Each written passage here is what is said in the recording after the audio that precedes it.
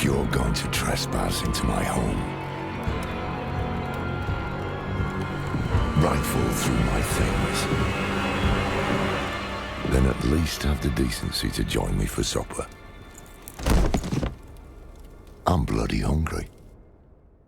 Hey guys, this is going to be a quick video about the Fractured Peaks zone in Diablo 4. The Fractured Peaks is the starting zone of Diablo 4 and is a frozen, rocky, mountainous area in Sanctuary located between Skorsglen and Harzar. It's also home to a mysterious sect of monks known as the Cathedral of Light. The peaks took inspiration from Victorian Gothic horror and are based on the Carpathian Mountains. The main town of the Fractured Peaks is going to be Kyovashad. Kyovashad is the biggest hub of the Fractured Peaks, and it has many NPCs as well as waypoints for quick travel. Most notable shops such as the blacksmith, the jeweler and the occultist are also located near the center area of the town. It's important to know that these NPCs, which includes the jeweler, the occultist and the purveyor of curiosities, aka the gambler, Kardala of Diablo 3, if you so will, as well as the stash and the wardrobe, the transmog, are only available in main hubs of each zone, which means in the Fractured Peaks it's only going to be possible to get to these NPCs inside Kyovashad. Something else important to know is that when you're reaching Kyovashad for the first time, as a new player, you will receive the title Initial Casualty. Outside of the town,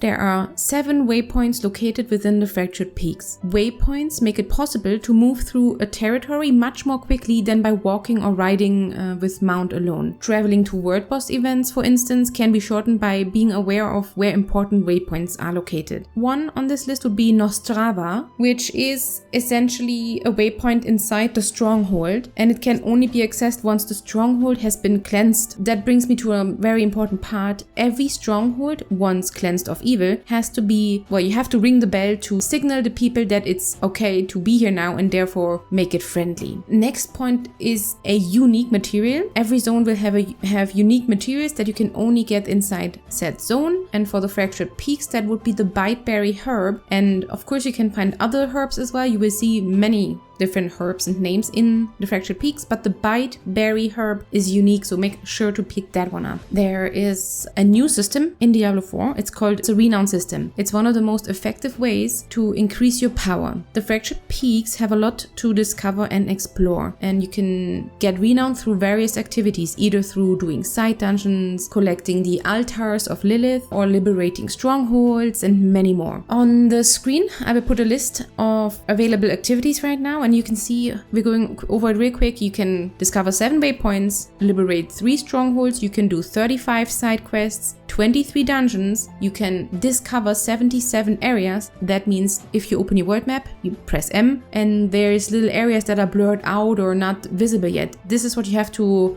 go there and uncover the area. In total, you can do that 77 times. That sounds like a lot. It comes natural throughout your adventures and leveling and whatever, so don't be afraid. It's totally doable. And as you are discovering every area, make sure to pick up the altars of Lilith, which would be 28 in total within the Fractured Peaks. You can also always check your region progress by opening the map and then decide how many side quests and dungeons you still need in case you're missing some. If you open the region map, M on the keyboard on PC, and then W again on PC, you will essentially open the Renown part to see what's still missing. In order to collect all available skill points, including potion charges and possibly paragon points, as well as maximizing the amount of O-balls you can carry, you do want to get your Renown up. These are the rewards you can get from it. On top of the rewards I just told you about, completing Renown activities will also grant you bonus experience as well as gold on the character you're collecting it on, but gold is account-wide, so it's good to know. Complete all blue side quests, and ideally grab all the side quests before you do dungeons, because for certain side quests you have to do dungeons. If you don't mind running those dungeons more than one time, great. Run the dungeon whenever you come across one, and later on you might need to go back to it with another side quest. Okay, and last but not least, 2 important things real quick. Stronghold, again, when you free them, you get 100 points per completed stronghold, and that's a lot of renown. The strongholds are marked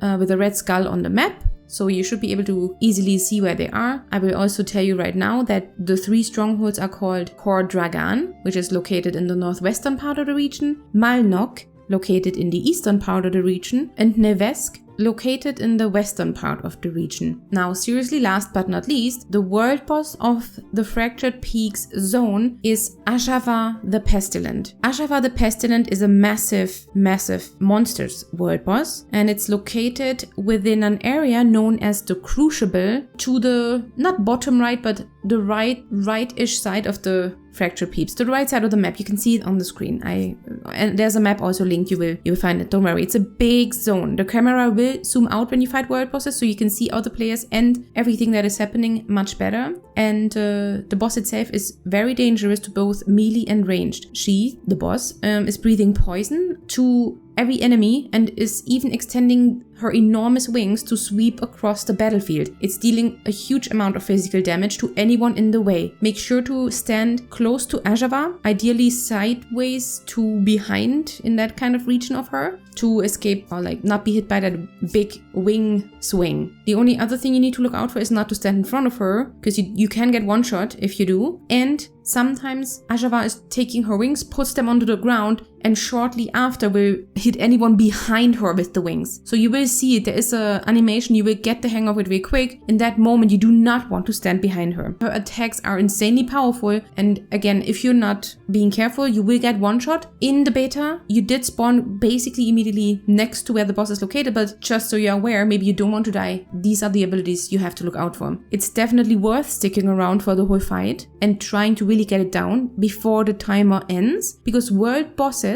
drop a special item called Scattered Prism. Scattered prisms are things you will need later on to create, well, to put sockets into your gear, for example. If you want a socket on a weapon, keep those scattered prisms for when you want to optimize gear in the future. On top of that, in the beta at least, fighting the world boss has always given a few legendaries on top of giving the important material, so just so you're aware, essentially. And that would be the Fractured Peaks. I will release many more videos about Diablo 4 in the future, so if you want to see them, make sure to leave a follow. I also stream if you are on Twitch and want to check that out. And other than that, I'm on Twitter, I have Discord. It's all linked in the description. I hope to see you in the comments, and whatever you're doing today, tomorrow, the rest of the year, have a wonderful time, be careful, and thank you for stopping by. Mwah! Bye!